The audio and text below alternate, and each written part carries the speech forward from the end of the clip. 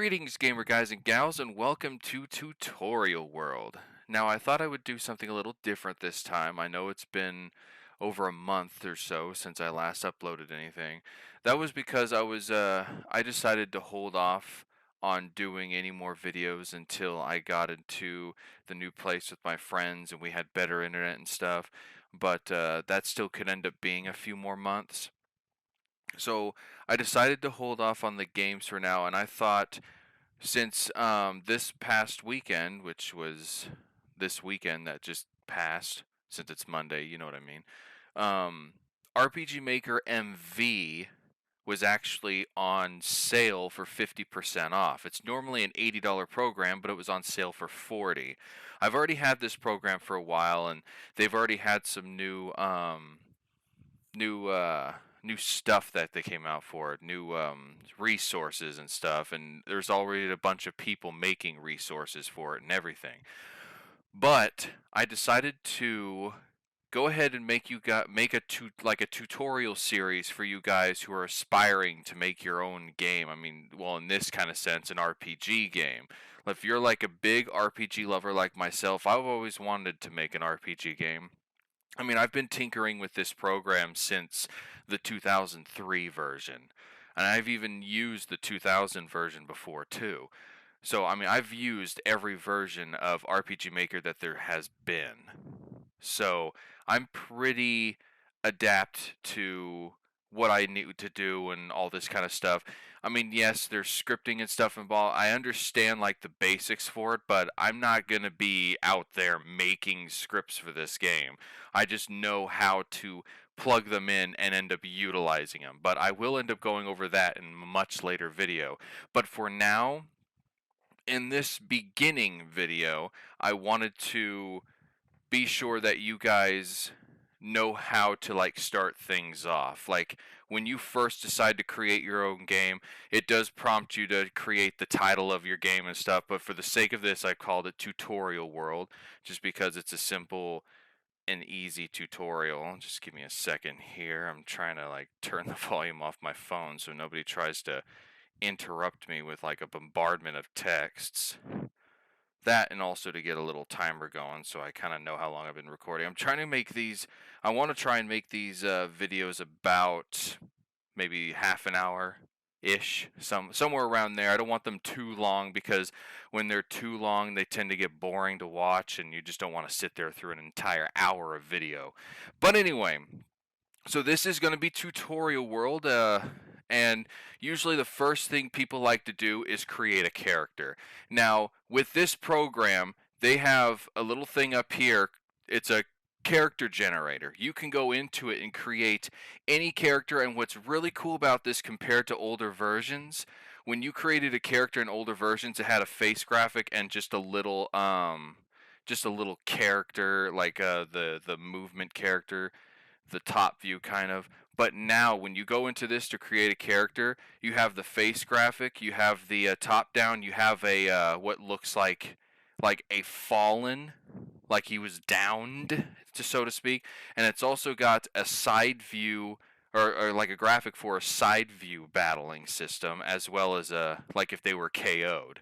So that makes this really amazing. Now, what you're going to notice right off the bat is you're not going to have these four animal ones. These are four that I actually put into this.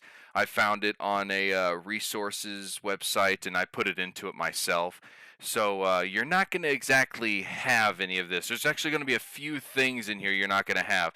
And it's very, very finicky when you're putting it in. It took me 3 hours last night to actually get these in and get them working right, because none of the sources weren't named properly, or they weren't named in the right order. So let's say this was like phase 1, phase 2, phase 3. This was listed as like phase 7. So I had to go in there and change it to phase 4, phase 5, phase 6, phase 7, kind of like that. And you can see it kind of in there and it looking weird. So I mean, for a lot of these faces, you have to like remove, to make it look right, you have to remove the hair, you have to remove the ears, and also remove the nose and change the mouth. Like this was a wolf, so I have to change it to a wolf mouth. And now it kind of looks like a normal character. And obviously, the eyebrows, you can't get rid of eyebrows. I mean, you wouldn't want to, so you'd have to like change it to a color that kind of closely matches the color of the character, or like maybe do it a. I don't want it a blonde, but anyway, we're not actually going to create a wolf character anyway. Oh god, that just looks so weird. Let's add that basic hair back in there, and get his regular mouth back in. But anyway, so that took forever. It took like a lot to do. He definitely needs a nose too. Let's give him that nose back, just the default nose for now. But anyway, so that took a lot of time and effort to do. And if any of you guys are wanting that same stuff that I have, I will personally end up sending you guys, like I'll create like a Mediafire. I have a Mediafire account. I could just upload the resources there. That way it'll already be pre-numbered. You don't have to do anything. All you would have to do is put them in the right folder in the programs folder. So, and I might. And if you guys need help, I might create a video, a quick little video to show you guys how to put it in. But for now, we're going to create just a basic character with, let's see, I mean, what kind of character would you guys think we should make? I mean, we're not going to like start off the game with like some kind of knight class or anything. So we have our clothing here. It starts off with like this knight outform. You can kind of see a little more detail what it looks like here. And this obviously is the side view battling. So if we want to make, say, this kind of character right here, it looks kind of normal-ish, as normal can be, or maybe something like this. I don't know. That kind of makes me think of, or maybe just some shirtless guy. I forgot. Some of these down here are actually some I've added in here too. Like if you have anything involving a hood, you'd literally have to take off the front hair and back hair because it'll still show up on the sprite. And you don't want that because then it just looks weird. But I don't know. I'm not sure what kind of outfit to give this starting character. Something that looks cool, but not too like flashy, you know what I mean? I mean, I guess we can go with this too. Now, what's actually really cool is that you don't have to go with this default color. You can actually come over here. We're on main color right now, so we can actually click, let's say yellow, and it changed the color of the scarf. So that's actually pretty cool. You can make it a black scarf, a pink scarf. I mean, I think yellow to me, well, yellow is just a little brighter. Like that looks like a light orange. So we'll just go with yellow for now. Subcolor 2, probably. Oh, it's the stripes. It changes the stripes on the bumblebee scarf there. But yeah, it changes the stripes on the scarf. I think I'll leave that as default. And subcolor 2 will more than likely end up changing something about the jacket. Yes. Okay, so it changed it to a blue color. So if we wanted to look if you wanted to make it a little flamboyant, throw in some pink in there. I mean, it seems like changing the color of the outfit doesn't really do it too much justice, other than maybe doing this gray color to make it darker. But then that scarf really stands out. I don't know. Maybe we should choose something else. Maybe this kind of looks like almost kind of like mechanic clothing, you know? Um, I mean, it is kind of hard to tell what some of these outfits end up looking like. This right here looks like he's wearing a jacket, which is pretty cool. Give him kind of like an aqua, but that also changes his shoe color too. Let's go with this color right there. Choose a different color for his shirt. I like that gray color. That looks pretty cool. What does this change? Oh, it changes whatever he has tied around his waist. Oh, it's a normal. Okay. Yellow looks like a good color for that. And this changes, what is that around him? I'm not entirely sure. What was the default color? Just kind of a gray color? Well, you know what? Let's just leave that as regular too. So that's it. That's the outfit for him. So now we can actually change around his hair. If we want him to look like he's got messy hair, or his hair is all primmed up. No, that looks weird. Uh, there was actually one hairstyle I think I really liked. It was just by default was rear hair. This, I actually like that hairstyle. That actually looks like it's a pretty cool hairstyle, just as is by itself. I mean, throwing anything else onto it just kind of made it look weird.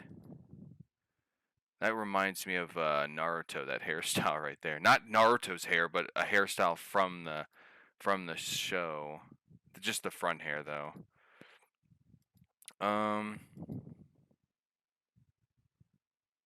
You know what? That actually looks pretty cool. We'll go with that for now.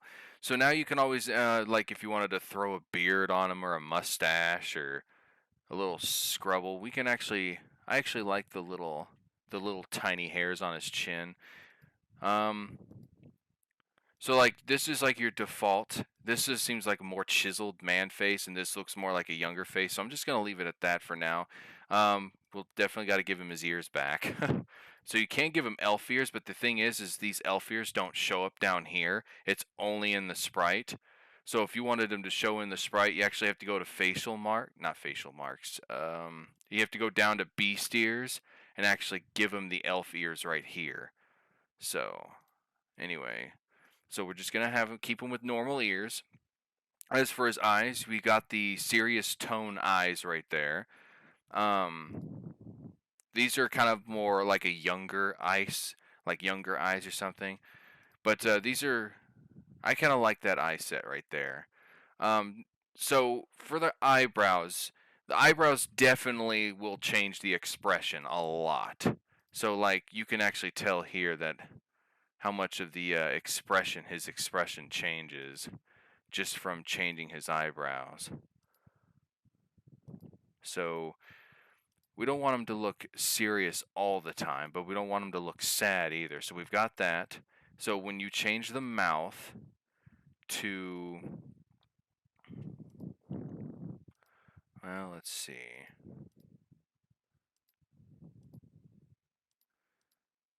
So many disappointing mouths. Like these two are just literally the same, except one's just more squared, I guess you can say. I don't know. Yeah, let's stick with that one for now. So facial marks, I don't think we really want to give him any facial marks. It's mostly just scars and stuff. Bandage, more scars, freckles, tribal marking. And the facial mark, this is where these actual um these animal skins actually will appear down here. So again, it won't appear in the face. That's where you actually change the face up here. But that's how you would change these down here on the bottom. So that's actually pretty cool. I mean, it definitely gives you opportunity to make like a tribe of like lizard men or something, which would actually be pretty cool later on. Or like a tribe of wolves, tigers, foxes. Maybe one of these days there will be like more, so like you can get like some other kinds of felines in there, like tigers or just normal house cats. But that'd actually be pretty cool. But it would give more variety inside the game than to just a bunch of humans, you know? Humans? Who needs humans? They're just boring. Throw in some animals, some bipedal animals in there. But this is where you would also have the ears, and these ears will actually change on everything. Same thing with the horns. But yeah. So moving on down, we have our tails. He's not going to have a tail. He's not going to be a demi-human. Demi-human, demi-animal thing. But this is also where you can create characters with wings too. Like if you wanted to create a lizard character with dragon wings, this is where you would go. Like here's wings here and some kind of bat-like wings, and then there's the half dragon, half feathered wing, which is kind of weird. Then you've also got like butterfly wings and pixie wings. So a lot of different stuff, and then we're back to clothing. We've already done that. And by default, there's only one cloak, and I never did bother to add any more cloaks in here. So now we get down to accessories. So there are quite many different types of accessories that you can add on to here, like headbands, earrings, more headbands. But obviously, some of these things will not appear when you've got like front hair. Like if you change the front hair off, then you're actually going to see it, because some of them don't. They don't actually cover the front hair either. The only ones I think that do are like hats and such. So, and these are just accessory ones. You can't even give them a pipe, but that's the problem with the pipe being here. You can actually see the problem here is that the hair actually comes down over the pipe, which makes it look weird. Same thing with the masks and stuff. But I always thought the goggles looked kind of cool. And then you've got these masks and such. So I think accessory 2 is the only thing that goes over all of them. And this is where mostly hats and stuff come in. So if you want to make him just have a bandana on his head for a hat. I don't know what color to make it. Red is usually a good bandana color, but I don't think we're going to give him any kind of hat. So we'll just pass on the hat. And then there's also glasses if you want to add any glasses to him. So now that's if you're wanting to have a male character. There's also a tab on the up here for female characters.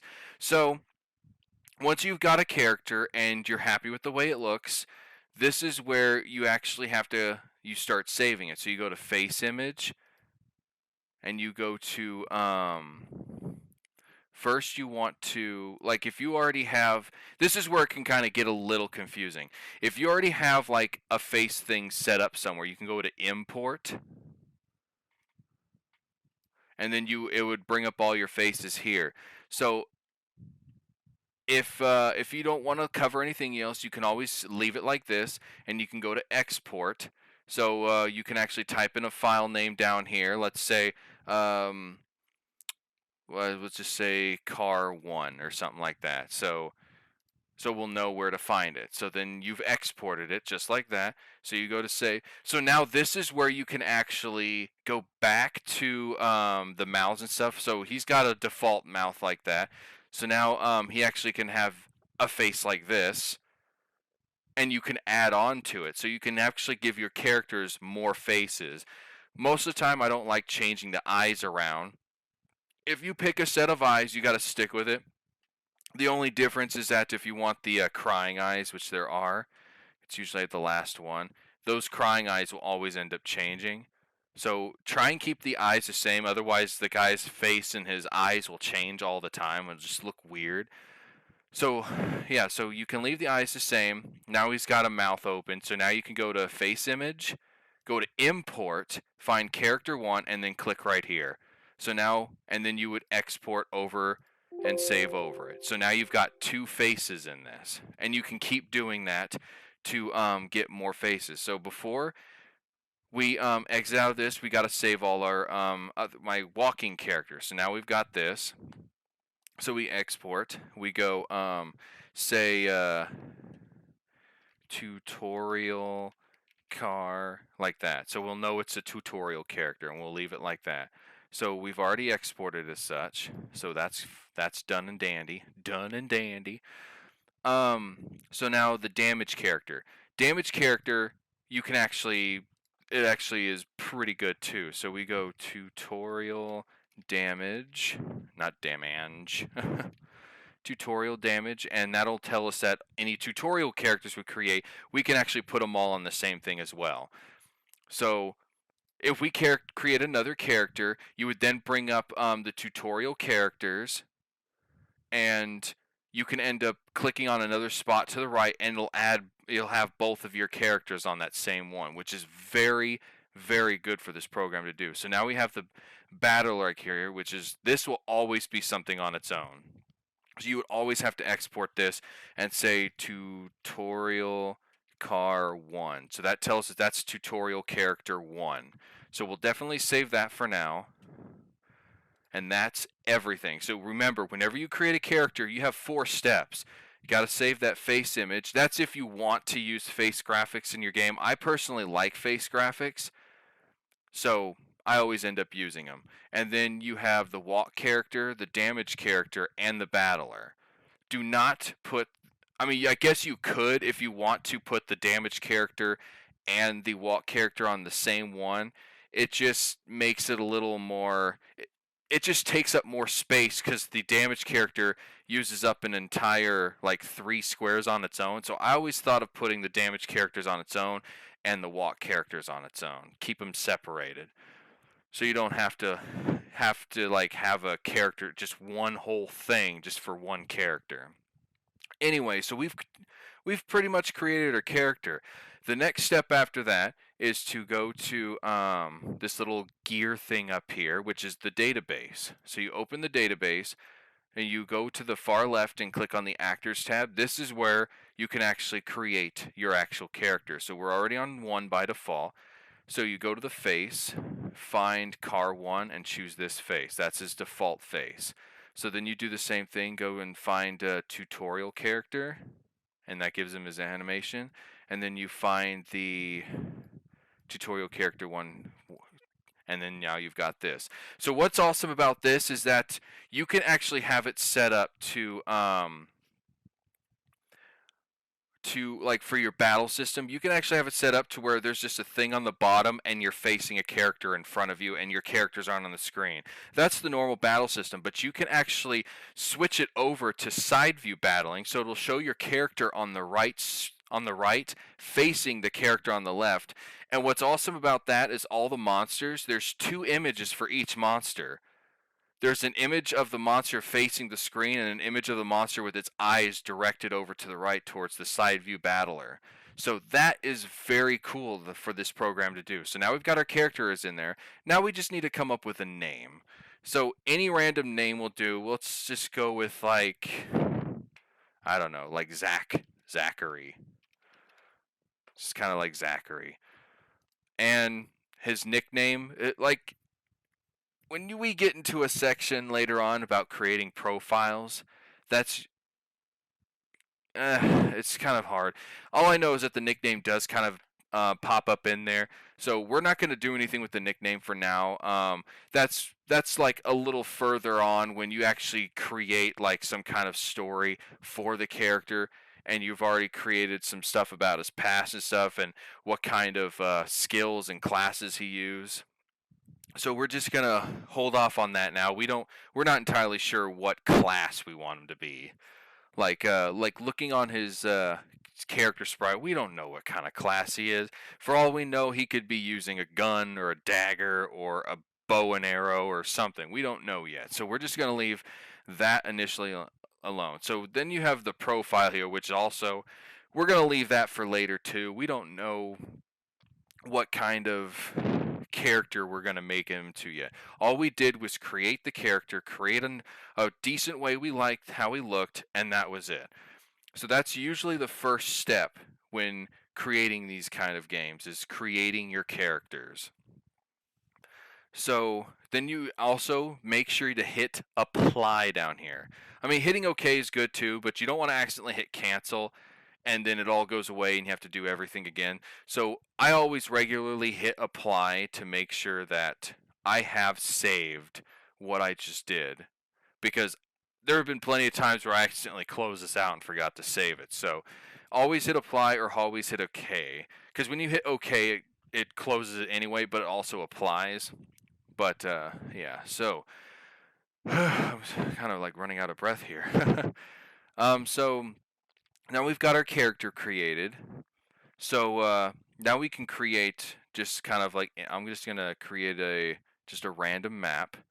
Call it map 1 for now. So we've got the character right here, and we can move him around. This is just the starting area. So I'm just gonna grab this little tile over here that has grass on it. I'm going to click on this. Okay, so let me talk about the hub up here for a second. So obviously this little piece of paper over here is to create a new project. This is just to open a project and to save a project. That, of course, copy or cut, copy, and paste. And then that's undo or Control Z. So this little thing right here, this is the map editing mode, which allows you to put grass down. And part of the map editing mode, you have the pencil one, which allows you to just put down one space somewhere. Then obviously the paintbrush is to cover the entire area, and then Control Z is to undo all of that. And then you have the rectangle tool, which is used to drag stuff. Let's go to let's grab this tree. So this tree will end up, we can click and then hold and then drag, and it'll just put down a rectangular amount of trees. It's the same thing with the ellipsis tool. It'll create like a little circle or oval, whatever you want, just to kind of make it quick. And then we have the shadow tool, which a lot of the times, I'll show you here in a second. If I'm going to edit this a bit. I'm going to change the tile set to outside, and you'll see why in a second. So now the grass is different. So now what I wanted to show you was, I'm going to use the pencil tool. This is just a standard building. So whenever you put down a wall like this, it automatically creates a shadow there. So if you had like a building like this, and you threw, let's say, a roof on there, you could see that shadow. And what if you wanted the shadow on the other side? So you can end up using the shadow tool to add it over here, and then if you click on the shadow, it'll actually remove it. So that was something that I know VX Ace had it, but VX and further down didn't have anything like that. Like, I think VX itself had the shadows, but you couldn't remove them. And then VX Ace came out, and it had a shadow remover on it like this. And I'm glad they kept it, because sometimes people don't want any shadows. Let's say the sun is facing this side, so the shadows would be behind like this. But who knows? So that's basically what this shadow tool does. So we're gonna go ahead and, so in order to really delete, you just click on the grass again and just kind of go over it, and it'll delete it. So, and then we have this being the event tool, which is what the character is. Your character itself is an event. And this is the event tool, is how you create NPCs and a bunch of other things. And that I will save for another video. I'm not going to talk about events today. So all I'm really going to talk about is how you made your character, and how to just kind of do a simple little map. So let's say we're just going to grab, let's say, this building right here. We got the pencil tool. Let's say we're making him a little house. So this right here, we'll call this his little house. And then you have your tabs right here. A and B. B usually has like windows, trees, rocks, stuff like that, bridges, signs, other things too. So this is where you would put, like, say we wanted like a window right there. And then for a door, doors are events too. So we'll just put that there for a door. I mean, we can always end up making taller doors. Like sometimes some people will have like taller buildings like this, but I usually keep it to one square. It's a little easier. And then, so there we go. We've got a little house here. And that's just basic mapping, and then you can just throw in some trees. So whenever you're clicking stuff down here, you can actually click and drag, and it'll select multiple stuff, which makes it easier, so you're not having to do this and then having to put the base in there too. You can actually just copy the entire tree and paste it. And this little tool here is to make it a lot longer, and then you can paste it here. So now you got a row of trees. So that's just some basic stuff there. And what's nice is once you have something down on here, you can actually, you can actually, hold on, I'm trying to remember what the button was. I know there was okay. Oh, that's what it was. If you right click here and then drag here, it'll actually copy everything in that tile, or in those two tiles. Like, it'll copy the background and everything. So you can actually do that. I can even copy this, the whole thing, and paste it right there. So now I've got more how like another house and stuff in there. So that's usually a thing that people commonly do it too, and I'll get into some more advanced stuff later, but for now, so we've got some trees, throw a couple logs in here, maybe a barrel beside the house, some rocks here and there, and back on this page you can actually do paths.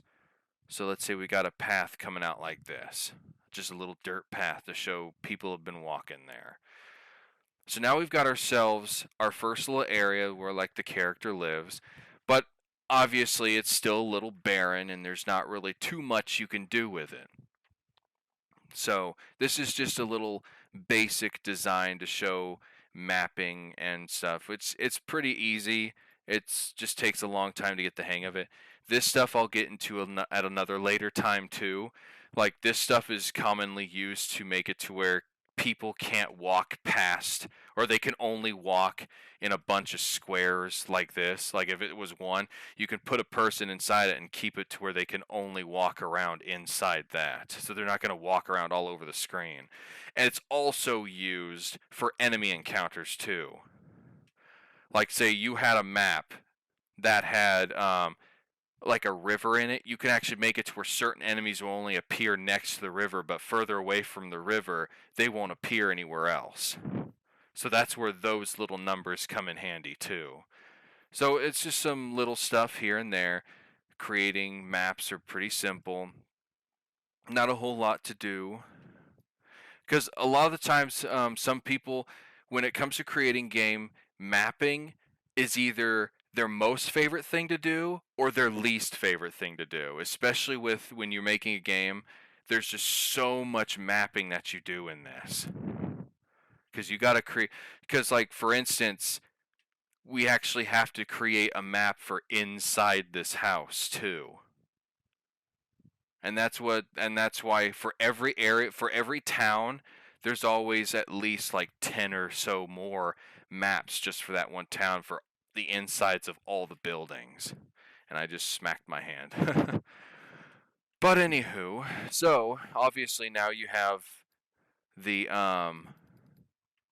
plus microphone, which zooms you in to get a little closer view, which is always nicer because before, this right here was about as close as you can get. They've made it to where you can go even closer in, which is pretty cool. Well, actually, this is the default right here. And then you can also zoom out really far, too. To about that far, but you can't really. That's really only working for, like, world maps, when you're just kind of doing a random paint here and there, because this is just the shape of the continent that you're trying to make. So then clicking the 1:1 will just bring it back to here. So then obviously you have the database. This is going to be where your plugins are. If you just have like a bunch of plugins in here, which I'll go over those in another video too. And then you have the music. A lot of the times when I find myself working on something, I'll like have like some random music playing from this. Some of it sounds pretty good. Some of it sounds kind of okay. I'm not too thrilled with some of them, but a lot of them are really good sounding. And this is where you have your background music, your background sounds like fire, clocks, rain, stuff like that. Then your music effects, which is just going to be a little tune. This is where like the victory fanfare comes in, the game over music, the song that you play when you rest at an inn, all that kind of stuff. And then the sound effects. These sound effects are commonly used in when you're battling. They're not used outside of battles all that often, except for like if you have somebody teleporting away, you're gonna use a sound effect. You're not gonna have them teleport away without some kind of sound. And like say you walked up to a dog or something, and you clicked on the dog, and the dog barked at you. That's also gonna be here too under dog, right here. See that little bark sound. So it's actually pretty interesting. I love the sounds here. Now this window here is where you click on this and you would search for this is actually something new, and what it is if you had an event that was utilizing a certain switch or variable, Like, say if I had an event that was using event number 14, like there would obviously be a name here, but if there was a name here, I can click on it, hit OK, and it'll show any events that use that switch number, which is great because a lot of the times, like in the other programs, you would lose track of which event was to which switch or which variable. But again, switches and variables I will go over at a much later time, because I don't want to confuse you guys too early into this video. And then we already did character creation, and then this little icon is to test play your game that you have so far. So if we clicked on test play, say yes to save changes. This might be a little loud. Oh, maybe not. So we have the options here. Click new game, and then it'll bring our character right here. So now we're running around. Can't go inside. We can run in diagonals too, which is pretty interesting. I am running pretty fast. Oh, I think I have it to where running is like the default. Most of the time when you're playing, this is your normal speed, and then you would hold shift to run like this, but I actually have it in the exact opposite. So this is pretty much it right here. I hope you guys found this first tutorial a little easy to understand, because there's not a whole lot. I mean, a lot of it's pretty self-explanatory, but I did show you how you can do certain things. I told you about how these were up here, and we also created ourselves our first character.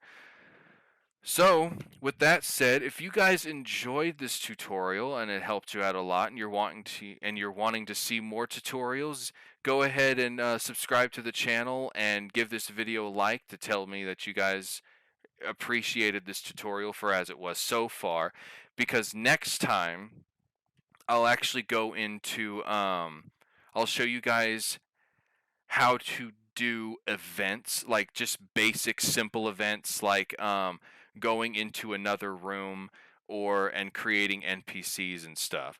So if you want to see that, be sure to stick around, and I will see you guys in the next episode of Tutorial World.